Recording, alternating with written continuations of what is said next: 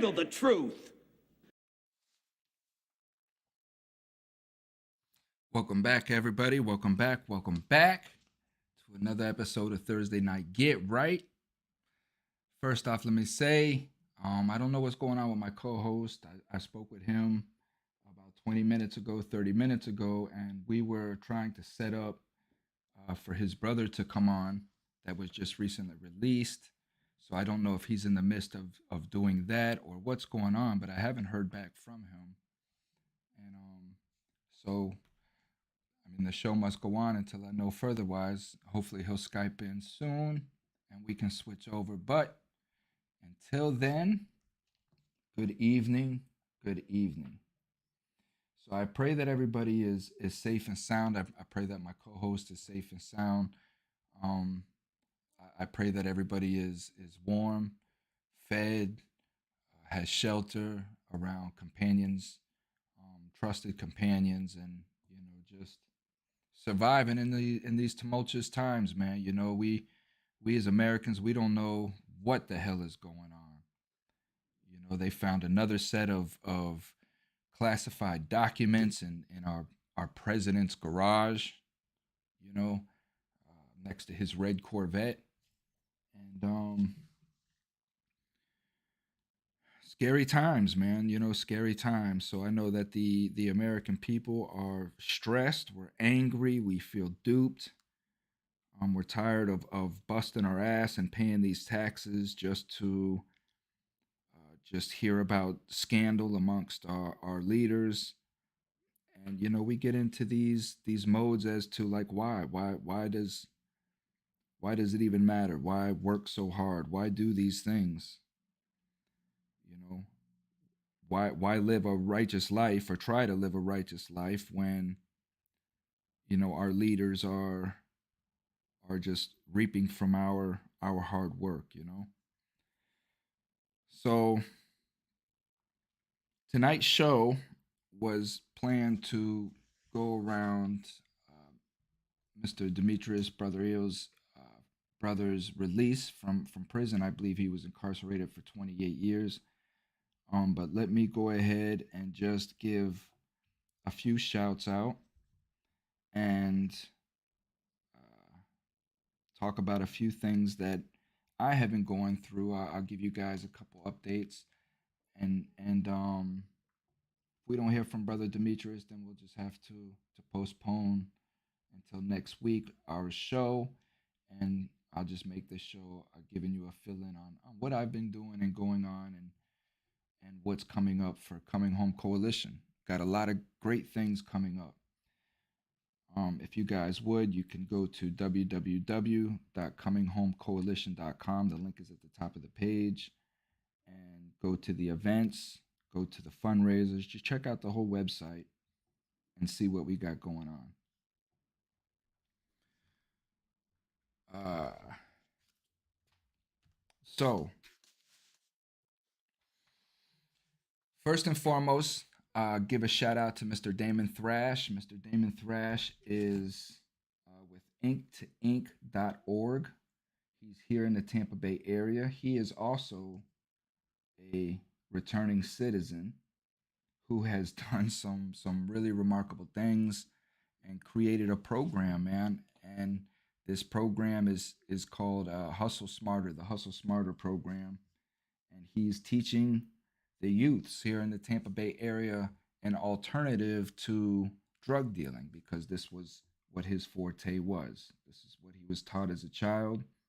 This is what he spawned into, and he was pretty lucrative doing what he was doing, and now he's teaching the youth to flip that and turn that into an entrepreneurial career.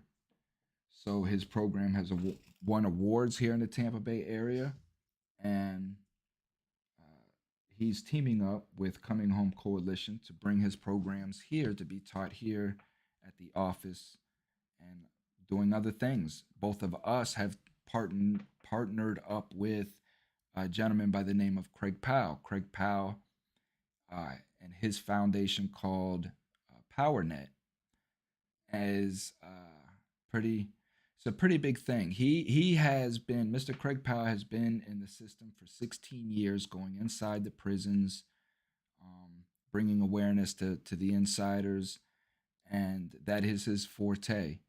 So all three of us, Mr. Craig Powell, Mr. Damon Thrash, myself, and a lady by the name of Angie Hattfield and Brianna Second Chance and all the things that she's doing is coming together to create Operation Empower here in the Tampa Bay area. And we're taking what we're doing and presenting that on Friday, January 20th, in front of the Public Safety Committee Board. And we're also have also gotten approval from Harry Cohen, Tampa Bay commissioner here in District 12. And yeah, so a lot of things coming home coalition, but much thanks to Damon Thrash for the sweater. Please make sure that you check him out, inktoink.org. I'll be running a show. I have Damon here maybe in the next week or so, and we'll run a show so he gives you a thorough rundown on his program, and it's really really great. So, great news today.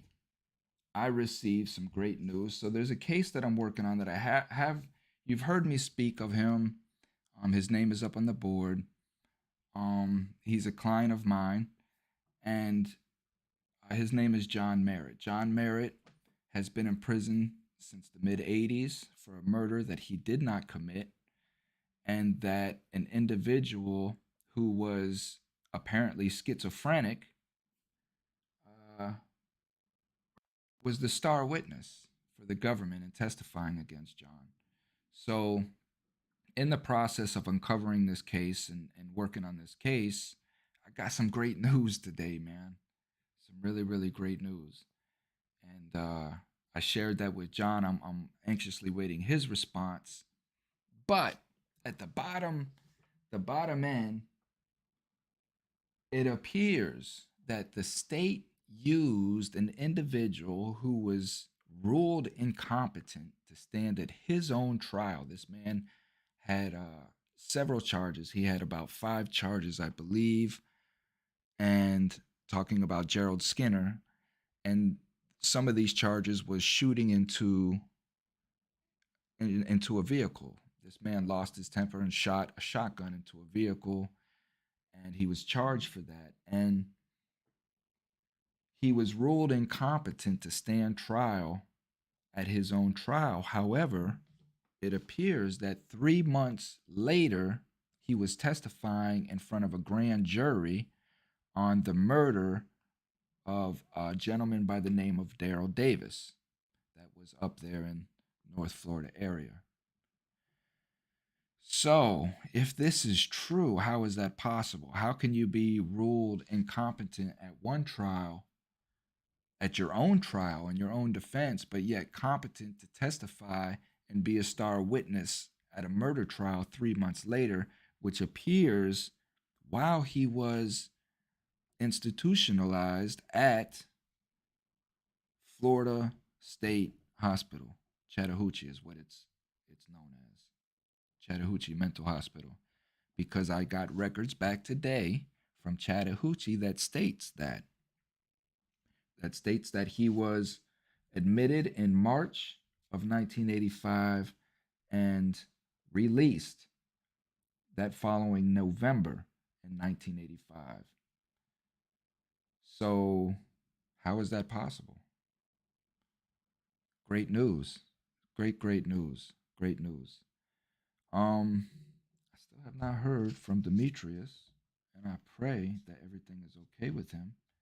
I was just on the phone with him about 30 minutes prior to going live, and I have not heard back from him, nor has he hit me on Skype. So prayers out for Demetrius that everything is okay. And that he Skypes in. So Also, we have an event going on and we need help. Again, this is where I come out and I start challenging the community. The community is always talking about we need change, we need change, tired of crime, tired of all this corruption. Here I am. I've built this platform. I've built a nonprofit. I'm speaking out against the corruption. I'm bringing awareness. I'm a voice for the voiceless, and the support is limited. And this is where I challenge our communities because when are we going to stand up and start supporting the ones who are trying to make a difference? You have these armchair quarterbacks who don't want to get their hands dirty, don't want to be in the fight, don't want to contribute, don't want to donate, don't want to do anything, but they're the first ones to holler about they want change. And this is the hypocrisy in our nation that is what I'm bringing awareness to. You know, we will pinch our pennies when it comes to the delivery people. We will pinch our pennies when it comes to Uber. I Uber. Nobody tips anymore. Hardly do I get a tip. I have friends who DoorDash. Hardly do they get tips. Delivery pizza people. You know, we hear these people where they're saying that it's not even really worth it. They feel unappreciated, and yet we're utilizing these people every day. And we pinch our pennies with them to save them, to take our money to Walmart, to take our money to Amazon, to take our money and spend it other places where that money does not, nor will it ever, come back into repairing our communities. But we won't spend money inside of our community. Why? Why not? So this is I challenge again. I challenge the communities. We have a program going. My lovely and wonderful co-founder and friend, Miss Yvette, has created an operation herself called Operation uh, Start Fresh. Thank you, Operation Start Fresh. And what we are doing is we find individuals, man, that just need help, and we go through them. We verify they everything that they say is correct, what they need. We have an intake process that we go through, and if we deem, if this individual is who's picked, then we just start this individual fresh. We do everything that we can do, mostly out of pocket right now, again, because the donations is slim. But we take this individual and get them a license if they need a license, get them clothes if they need clothes, get them job interviews, get them a fresh start, and the confidence and the backing to know that there are people that care, and sometimes it's all they need is just a little push. So our first individual by the name of Eddie, again, you can go to our website. The link is at the top of the page, and and go to the fundraisers section and learn about Eddie, what's going on, and contribute. Help. Again, $1 a day, $1 a month, $1 a month. $1 a month subscription can go a long way with small nonprofits like myself that will help with keeping just everything running, keeping this program running, and so on. So please check that out as well if you feel like you want to help Eddie get back into society successfully. Um, he did very well in his job interview, I believe was yesterday, and we believe that he will have a job. So we're going to need, again, funds just to keep him going until he gets his first check, and just gets established, and set up a budget planner for him and get him back into working society. This is just a man who fell into hard times, essentially. Fell into hard times, toxic situations, relationship issues, and sometimes if the proper guidance, the proper support is not there, we can fall. And if there's nobody to help us get back up, people will just walk over us and trample on us, and then eventually this becomes our lifestyle, and we forget how to enter back into society, and this is what Coming Home Coalition is about. So, still nothing from my partner, man. What is going on? He hasn't seen my message on Messenger, Facebook, nowhere. So, pray all is okay. Pray all is all right. So, another thing I will be introducing is uh, Curtis Davis Jr. Now, I have introduced him. I've done several shows with him. I talk about him. Again, he is on the list. Bum, bum. I'm mirrored, so everything is backwards. So, Curtis Davis Jr., his story, I will start laying out as well. And what's going on with him. We need a lot of notice to him and some pressure applied to the right people, because I believe in his case, the murderer is possibly still out there, or if not, the person who knows who the real murderer was and is still out there. And so pressure really needs to be applied to Mr. Curtis Davis Jr.'s case. Give you a quick rundown what's going on with him. There's many links on my Facebook that takes you back to the older cases, the older podcasts with Curtis, and or you can just find them on my YouTube, my Spotify. I'm everywhere. Just Google Thomas Free Me, one word, just like this here, Free Me, one word. You find all my platforms. But Curtis Davis Jr. is a gentleman who, again, was in a situation with family members. We're always talking about we need to trust our family. Family comes first, things of that nature. And this is a man who loved his family and would do anything for his family. And that's exactly what he did. And it cost him a large portion of his life. So this was a story of family issues, again, toxicity within the family environment. And it sounds like it ended up turning into a deadly triangle, and Curtis ended up being the scapegoat. Curtis ended up being involved in a plot that he had no idea that he was involved in, and they played him. His own family played him like a chess piece, like as if we were playing chess and I had no idea that I was playing chess, and he was duped. So, long story short, this is a man who was married to a woman, had children with a woman, and was involved in a family that had its own internal dealings going on with the wife's stepfather, the wife's mother's husband, who was a white man and married into this family. White man married a black man. Excuse me. White man married a black woman. Black woman had a daughter. Daughter was married to Curtis. They had children. Now, Curtis got into an altercation with the father at some point about 3 months prior to when the father was murdered. And this was the last time that Curtis was there at that house, at that residence. He swore he was never going back to that residence again after this altercation with the father-in-law.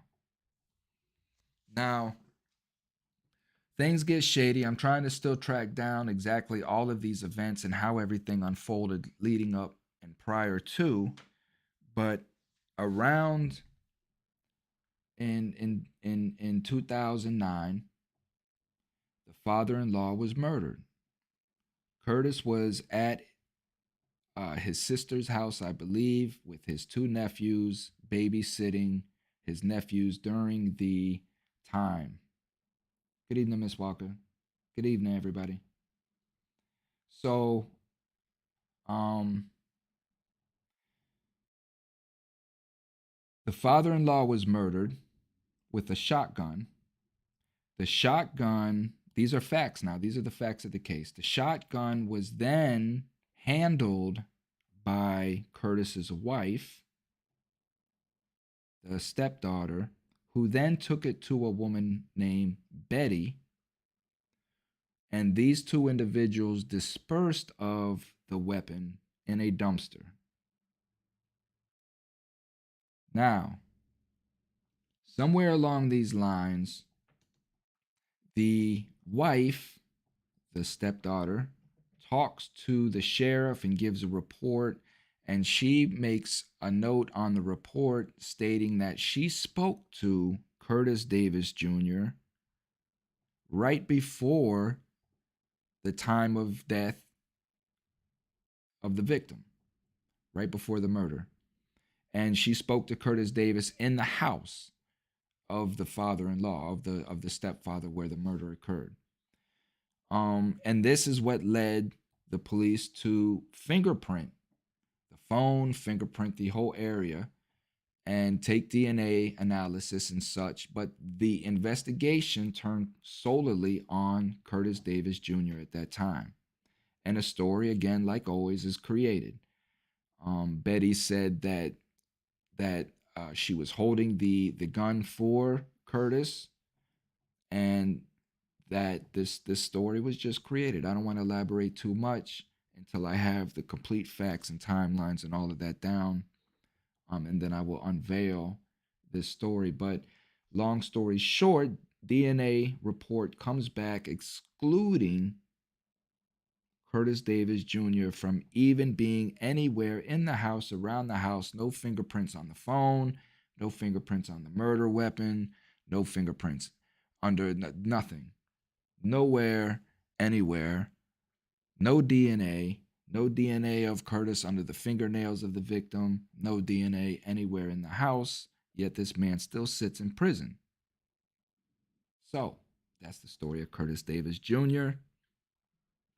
That is what I'll be unraveling, as well as the John Merritt case. I go and see John Merritt.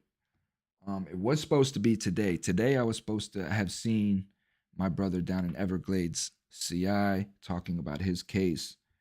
But that got pushed to the 30th due to Miss Courtney Benson. Shout out to Miss Courtney Benson, CMB Law here in the Tampa Bay area. If you need a good attorney here in the Tampa Bay area, please check out Miss Courtney Benson. But her and I will be visiting John Merritt on the 30th. So once I do that, I'll start on unraveling the case of John Merritt. As you guys see in the comments, Miss Dorothy Walker, she's another one. Another one that I need to bring attention to out here in Texas. Her son is incarcerated. Her son was involved in a quote unquote robbery at a restaurant out in Texas. This man just got a brand new job, just started a new job. His life was getting ready to improve, and he went to a restaurant. I believe it's something kind of like a Dave and Buster's, restaurant / game room, something of that type. Had video games in there. He was walking in, and some teens walked in behind him and robbed the place. And he was brought into this robbery. Now, this gentleman has been incarcerated in the jailhouse out there in the small town of Temple. I believe it's Temple, Texas. And since August 14th or the 17th, his bail was set at I believe $100,000.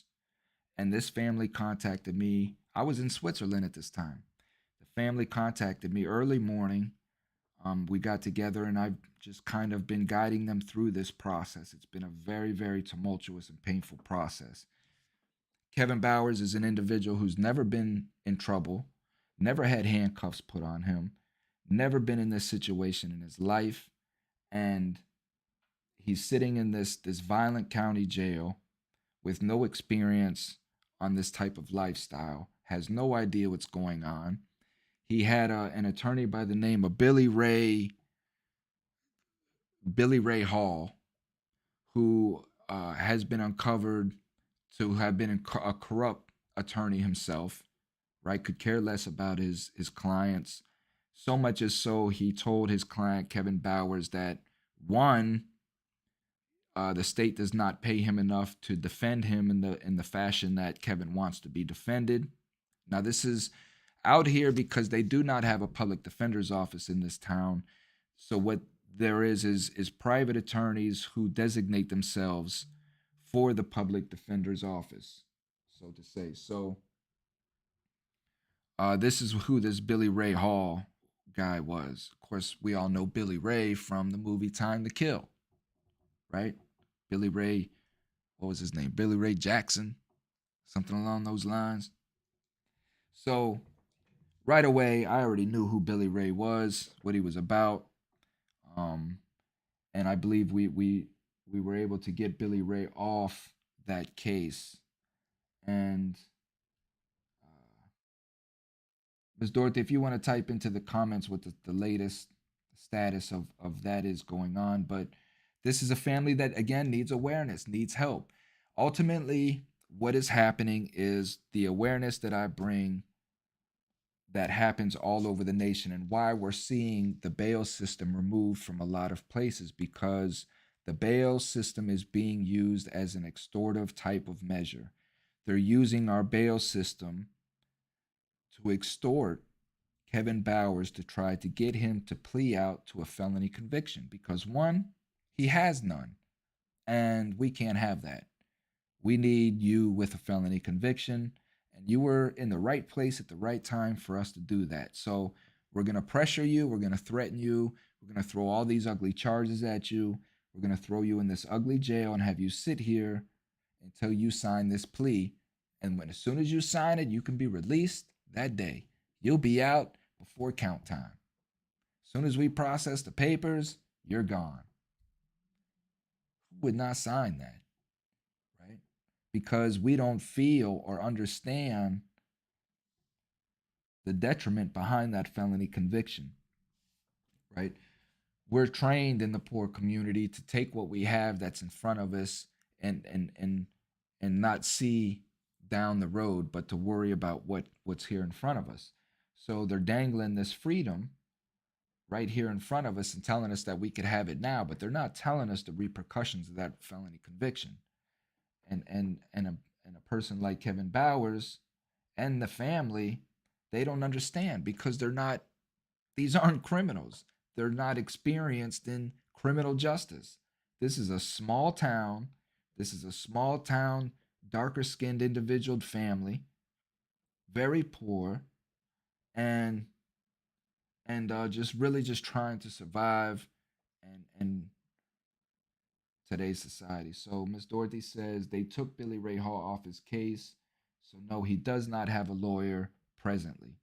Now this is somebody again who has been sitting in this county jail since August 14th, 14th of the 17th, with no representation, has no idea what's going on. I have called several times. Of course, I'm in Florida. I'm no part. I'm not an attorney. I'm just an advocate.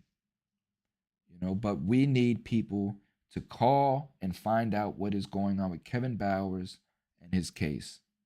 So, Ms. Dorothy, if you could, if you have that information, put in the comments the phone number to the prosecutor's office and the courthouse that the people need to contact. And I'll add that into the descriptions on the replay. Still no word from Demetris on anything. So